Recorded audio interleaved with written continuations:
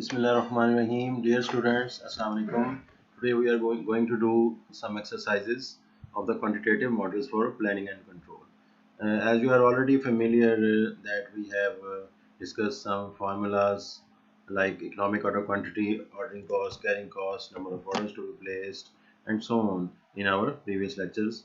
And the one of the most basic and good formula which will be used in so many places is economic order quantity formula. So 2 multiplied by annual required units, annual usage in units, सालाना जो कि units आपको required होंगे उससे multiply करना है, और multiplied by order cost या ऑर्डरिंग कॉस्ट या कॉस्ट पर ऑर्डर, एक ऑर्डर को प्लेस करने पे जितनी कॉस्ट आएगी वो उससे मल्टीप्लाई कर दिया। नॉर्मली ये आपको जो है वो डाटा में अवेलेबल होगा, सिनेरियो जो कि आपको दिया जाएगा उसमें अवेलेबल होगा। Divided by the annual carrying cost per unit. इसको सही अगर आप पूरा लिखें तो it is annual carrying cost per unit per year होता है। तो इसी तरीके से ये अवेलेबल भी होता है। इसी तरह ये इसकी शॉर्ट फॉर्म है 2 into annual required units into cost per order divided by carrying cost per unit per year। इसको देख लें, ये आपको अपने प्रीवियस लेक्चर में से इसकी भी जो है वो याद ताज़ा हो जाएगी कि how we had discuss the graph as well. तो इन सब चीज़ों के बाद अब हम आते हैं एक्सरसाइज की तरफ।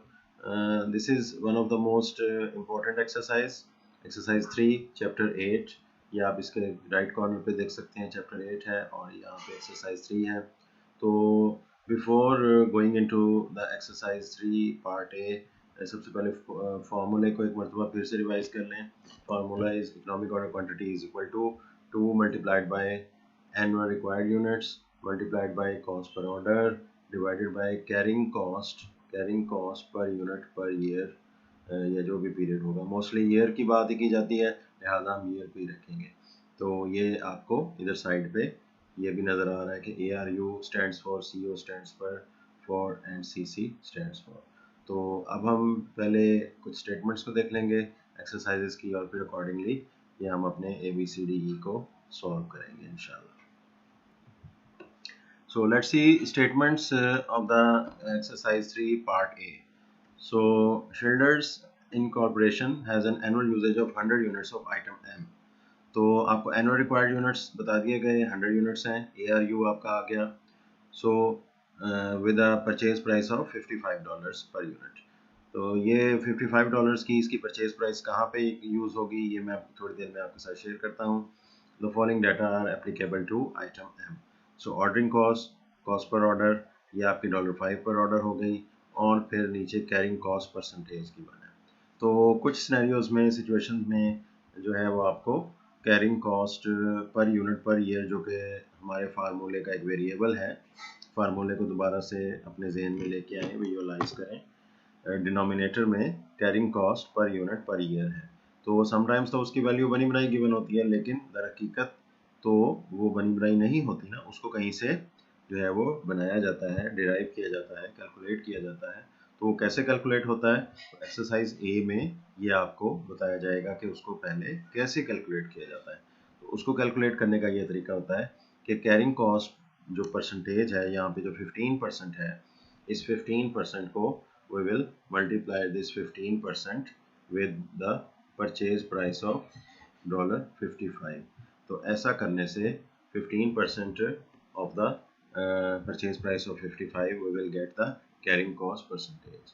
तो जब कभी किसी सिचुएशन में you are given carrying cost percentage, तो आपने उस परसेंटेज को मल्टीप्लाई करना है purchase price of that specific item for which we are going to calculate economic order quantity.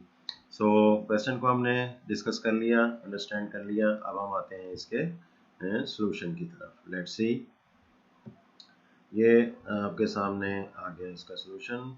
तो A part 2 into annual required units into cost per order divide by carrying cost per unit per year, जो है आपने इसको लिख लिया फार्मूले को।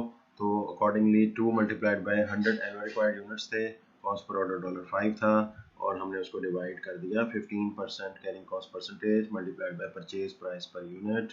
So after solving it, multiplying it, dividing it and getting the under root of the whole, we get 11.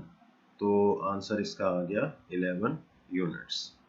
तो इसके जो है आप यूनिट्स आपने फाइंड आउट कर लिए. उसके बाद हम आते हैं सेकंड रिक्वायरमेंट की तरफ. तो कुछ एक्सरसाइज जो हैं बहुत सिमिलर होंगी, कुछ थोड़ी सी डिफरेंट होंगी. तो लेट्स सी इस सेकंड एक्सरसाइज में क्या बात है. Okay. Ambler company has developed the following information for one of its inventory items. Units required per year. तो देख लें सबसे पहले एनुअल रिक्वायर्ड यूनिट्स आ गए. ये आपको जो है वो फिगर अवेलेबल होती है. ऑब्वियसली ये बनी बनाई आपको गिवन होती है. फिर cost of placing an order, बात को और उसने वाजे कर दिया. कॉस्ट पर ऑर्डर से मुराद cost of placing an order $100 है. तो unit carrying cost per year is $600 है. तो एक्सरसाइज ए में you had to calculate the carrying cost per unit per year, and now it has been given as a final figure. So it has been given to you as a unit carrying cost per year is $600. तो इसका मतलब है कि B part में आपको जो है ये वैल्यूज बनी बनाई दे दी गई हैं. तो इसको आप फार्मूले में पुट करेंगे और you will get the desired answer. तो इसको हम देख लेते हैं. ये आ गया हमारा final answer. 2 multiplied by 30,000 into 100 cost per order divided by carrying cost per unit is $600. So it comes out to be 100 units. तो इसका क्या मतलब है, पिछले ए में भी और बी में भी हम दोबारा से उसको देख लेते हैं. ए में इकोनॉमिक ऑर्डर क्वांटिटी का आंसर 11 यूनिट्स आया. इसका मतलब क्या है, इसका मतलब ये है कि जब कभी ये ऑर्गेनाइजेशन ऑर्डर करेगी तो उसमें 11 यूनिट्स का ऑर्डर प्लेस किया करेगी. फॉर एग्जांपल उसने आज एक ऑर्डर प्लेस किया तो उसमें उसने ऑर्डर दिया कि 11 यूनिट्स जो हैं वो हमें भेज दिए जाएं. और जब कभी ये ऑर्गेनाइजेशन ऑर्डर करेगी ये 11 यूनिट्स के का ऑर्डर प्लेस किया करेगी साल में, ताकि जो है इसके 100 यूनिट्स कंप्लीट हो जाए. फिर इस चीज़ को फिर नीचे बी पार्ट में भी देख लीजिए कि 100 यूनिट्स इकोनॉमिक ऑर्डर क्वांटिटी है तो 100 यूनिट्स का ऑर्डर हमेशा ये ऑर्गेनाइजेशन प्लेस किया करेगी. तो फिर ये भी कैलकुलेशन ज़रूरी है कि ये कितने दिनों के बाद ये ऑर्डर हुआ करेगा. तो ये चीज़ जो है हम थोड़ा सा आगे जाके ई पार्ट में देखेंगे, ये भी बहुत ज़रूरी है. तो जो ई पार्ट में ये कि कितने दिनों के बाद ऑर्डर प्लेस हुआ करे, ये चीज़ आप ए बी सी और डी पे भी अप्लाई कर सकते हैं. तो ऑब्वियसली वो एक ही चीज़ है, एक ही सिस्टम है. तो let's move on to part C. Part C भी मैं आपके साथ देख लेता हूँ, इसकी रिक्वायरमेंट को देख लेता हूँ. इसमें कोई ऐसी नई चीज़ नहीं है. अगर कोई नई चीज़ होगी तो वो आप उसको खुद जो है मैं शेयर कर लूँगा, अदरवाइज आप इसको खुद सॉल्व कर लेंगे. तो again Tyler equipment company estimates a need for 2250 agents next year. ये इसकी जो भी है प्रोडक्ट है, इनकी यूनिट है, जो चीज़ चाहिए है प्रोडक्शन के लिए, eight A cost of $3 per unit. ये जो है परचेज प्राइस आ गई, एनुअल रिक्वायर्ड यूनिट्स आ गए, एस्टिमेटेड कैरिंग कॉस्ट की परसेंटेज आ गई 20%, and the cost to place an order is $12. Very simple, ये आप कर लेंगे.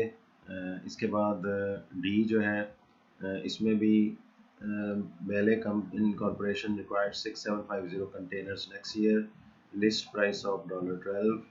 तो ये $12 पर कंटेनर आ गई. ये इसकी जो है वो परचेज प्राइस आ गई.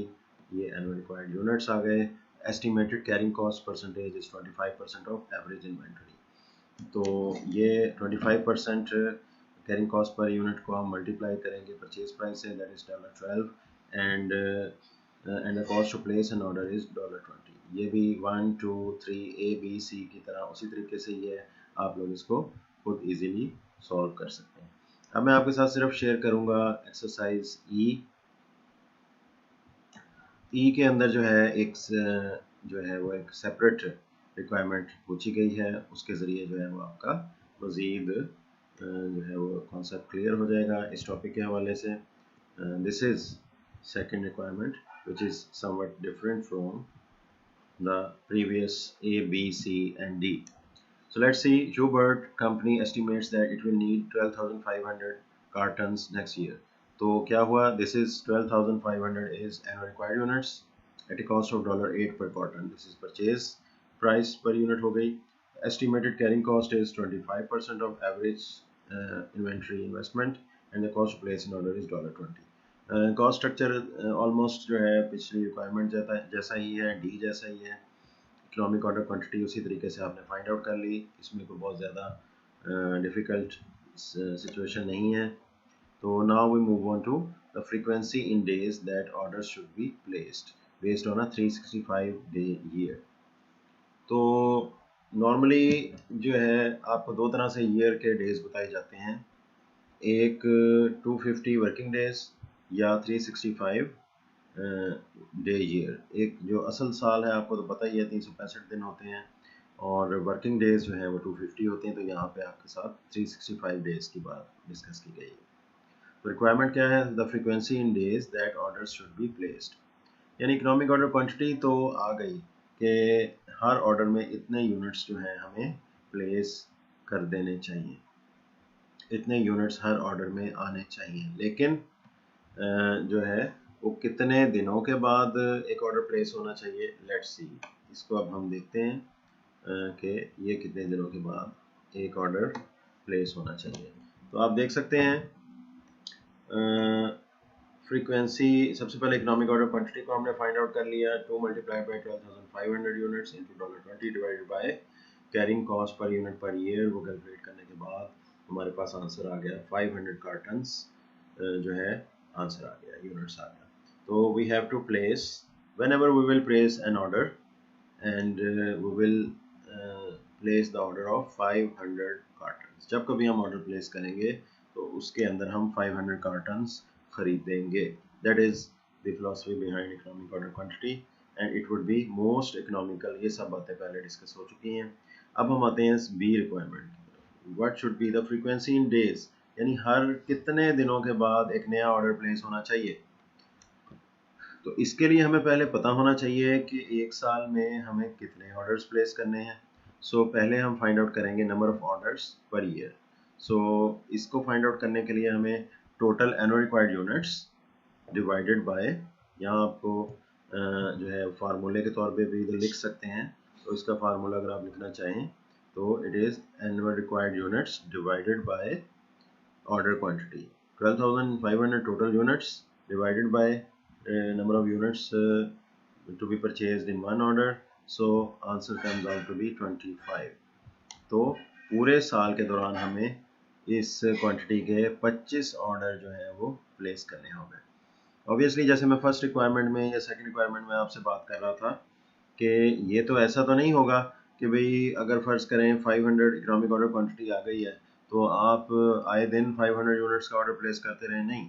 आपने एनुअल रिक्वायर्ड यूनिट्स को भी जहन में रखना है और उसको जहन में रखते हुए ऑर्डर्स प्लेस करने हैं। तो फ्रीक्वेंसी इन डेज फिर क्या बनेगी, तो 365 एक साल में टोटल डेज होते हैं, उसको हम टोटल नंबर ऑफ ऑर्डर से डिवाइड कर दिया। So after answer comes out to be 14.6 days. तो इसका मतलब ये हुआ, चूँकि ये अप्रॉक्सीमेटली जो है ये जो भी है, बट इसको आपने एग्जैक्ट ही रखना है, 14.6 ही रखना है कि हर 14.6 डेज़ के बाद एक नया ऑर्डर प्लेस कर देना चाहिए। याद रहे कि इस वक्त जो है ये सब कैलकुलेशंस जो हैं कंप्यूटराइज हो चुकी हैं। इस वक्त जो है ये क्वांटिटेटिव मॉडल्स जो हैं have been added to materials requirement planning MRP softwares, and MRP software has become part of enterprise resource planning softwares like SAP। जो है इस तरह से ERP जो है सॉफ्टवेयर्स बन चुके हैं। स्टॉक आपका वहाँ पे मेंटेन होता है। आप जो ही एक जो है वो रिक्विजिशन आती है, ऑर्डर आता है, यूनिट्स रिड्यूस होते हैं, वो ऑटोमेटिकली हर जगह रिफ्लेक्ट हो जाते हैं, और वो रिफ्लेक्ट होने के बाद हत्ता कि वो यूनिट्स जो हैं सप्लायर के पास भी इस सॉफ्टवेयर का एक मॉड्यूल होता है, और उसके पास भी क्लियर हो जाता है कि अब आपके पास इतने यूनिट्स रह गए। तो आप रीऑर्डर लेवल को समझ चुके हैं।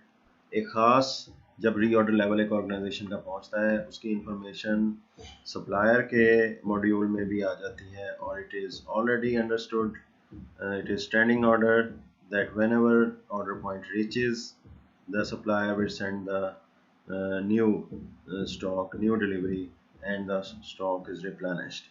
So इस तरह से ये आपके सामने मैंने सारा ये शेयर कर दिया। ये ई को जैसे आपने सेकंड रिक्वायरमेंट की है, ये सेकंड रिक्वायरमेंट आप एट होम होमवर्क के तौर पे